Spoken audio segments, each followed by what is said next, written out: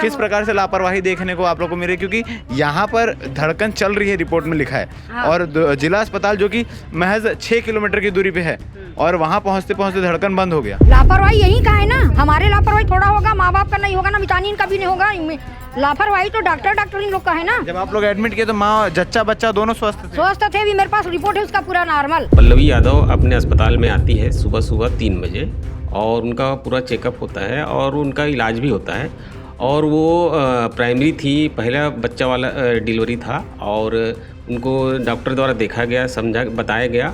और लापरवाही का एक बहुत बड़ा नतीजा देखने को मिल रहा है। जैसे परिवार वाले आरोप लगा रहे हैं कि जच्चा बच्चा जो दोनों थे वो स्वस्थ थे, उसके बाद ये कंडीशन, ये सिचुएशन क्यों आ गई? सर, परिवार ये कह रहा है कि ऑपरेशन के लिए भी तैयार थे, मगर अस्पताल प्रबंधन ने ऑपरेशन की ओर रुख नहीं किया, जिसके कारण आज उन्होंने अपना बच्चा नहीं सरकारी अस्पताल से लगातार जो है वो लापरवाही निकल कर सामने आ रही है। आज जिस मसले पे मैं बात करने वाला हूँ वो एक बच्चे को लेकर है।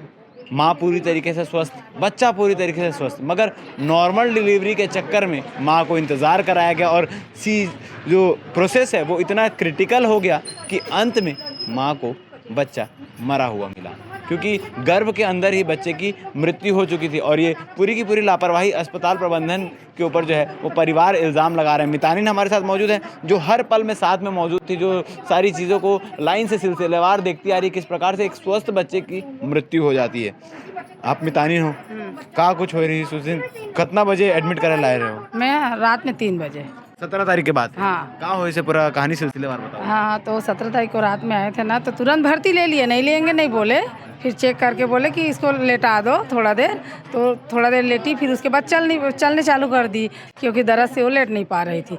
फिर तुरंत घूमते घूमते वो रुक रुक के दर्द आ रहे थे, एकदम लगातार नहीं आ रहे थे, रुक के आ रहे थे, है ना। सुबह 8 बजे नाइट वाले फिर चेक किए तो बोले कि अभी इसका टाइम है, अब मैडम आएगी तो देखेगी, हम लोग का छुट्टी है ना। फिर शिफ्ट चेंज हो गया, दूसरे सिस्टर लोग आए और लेटा दो बोली, फिर लेटा दिए 10:30 बजे। मंजू मैडम 10:30 बजे? हाँ, तो बोले कि मंजू मैडम चेक करी, तो बोले कैसे रे, चेक कराने नहीं दे रही है, ऐसे चेक कराने नहीं देगी तो आपको सीजर में लेना पड़ेगा, ये बात बोली मैडम। फिर उसके बाद बड़ी मैडम आ गई, और उससे बड़ी मैडम वो देखी, चेक करी तो ठीक से लेट, फिर मैं चेक करके देखती, चेक करी तो बोली इसका रास्ता तो सही है, 2 फिंगर लूज हो गया है, ये नॉर्मल डिलीवरी हो सकती है। वो भी जो देखी वो बताई, अब हम लोग उसके भरोसे पे, अब वो बताई उसकी भरोसे में रहेंगे ना, हम लोग तो डॉक्टर नहीं है। माँ और बच्चे पूरी तरीके से स्वस्थ थे उस समय स्वस्थ थे, है ना। फिर चेक कर रही और अपना काम में चले गई। बड़ी मैडम चले गई अपने वार्ड जो देखती है वहाँ चले गई, और वो मंजू मैडम सीजर करने लगी, एक और था पेशेंट उसका, और इसको छोड़ दी, है ना। ये अपना नॉर्मल हो जाएगा करके सिस्टर लोग कोशिश किए।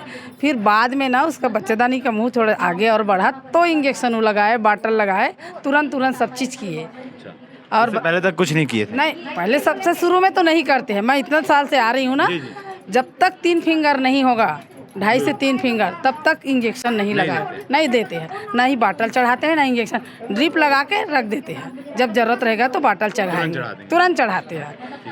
और उसके बाद ना फिर प्रोसेस जारी रहा, बार चेक किए, जैसे भी अपना जो भी धड़कन चेक कर रहे थे, जो भी कर रहे थे, उसके बाद में बोले कि अब हो जाएंगे।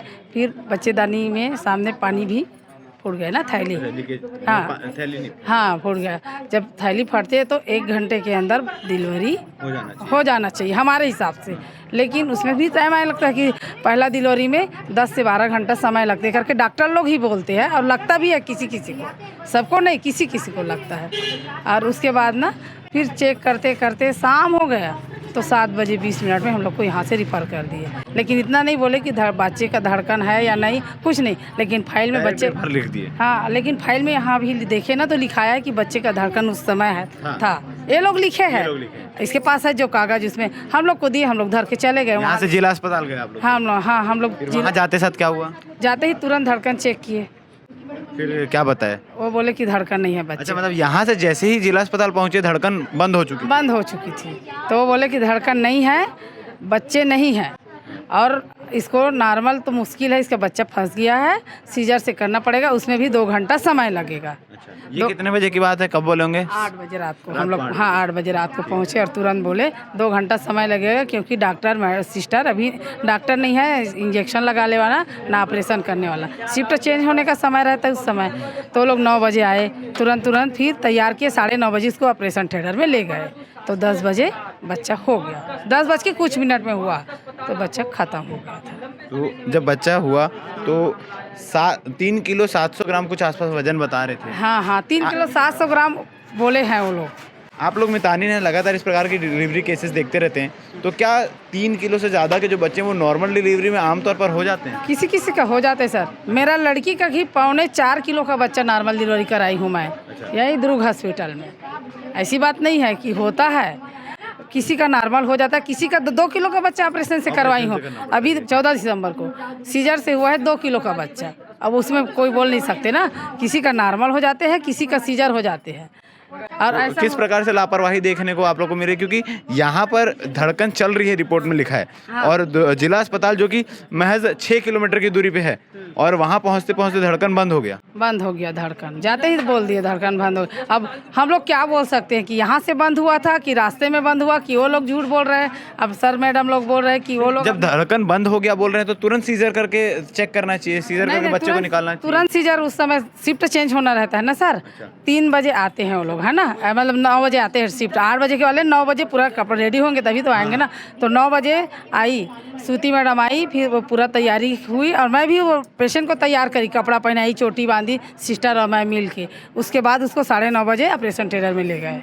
ठीक है। जो बच्चे जिसकी मृत्यु हुई उसकी दादी भी हमारे साथ मौजूद है, यानी जो महिला थी, प्रेग्नेंट महिला, उनकी सास, उनसे भी बातचीत करेंगे। बच्चे की दादी हमारे साथ मौजूद हैं। अम्मा, किसकी लापरवाही देख रहे हो जो इतनी सारी चीज़ें हो गई है? लापरवाही यही का है ना, हमारे लापरवाही थोड़ा होगा, माँ बाप का नहीं होगा ना, मितानिन का भी नहीं होगा। लापरवाही तो डॉक्टर इन लोग का है ना। जब आप लोग एडमिट किए तो माँ जच्चा बच्चा दोनों स्वस्थ थे? भी मेरे पास रिपोर्ट है उसका पूरा नॉर्मल, पूरा रिपोर्ट था उसका। 1 दिन का पहले और रिपोर्ट लाया, वो भी नॉर्मल ही निकला।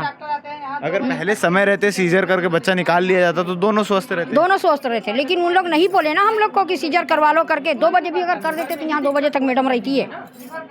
2 बजे के बाद फिर वहाँ रेफर करना पड़ेगा। हाँ, 7 बजे रात को किए, क्या करें।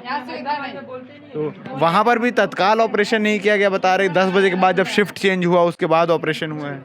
तो वो मैडम ये बताएगी वहाँ का कितना समय में आया, वहाँ का मैडम मेरे को तो जाने ही नहीं दी, मेरे को पता ही नहीं चलने दिए नहीं लोग। तो अब ये बताएंगे कि वहाँ कितना बजे डॉक्टर आया, कितना बजे ऑपरेशन से बच्चा निकाले।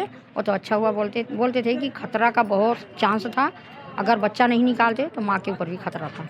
बच्चे को जल्दी करके मैडम आई, बोलते हैं कि किसी का नहीं लिया, लेकिन उसको पहले। घर में कौन कौन है आप लोग के परिवार में? मैं दादी हूँ, दादा है, और 2 लड़के। तो जो लड़का का जो विशेष है वो तो यही है भर्ती, और एक लड़का ये है, ये है छोटा, इसी का है, और ये मंझला लड़का है।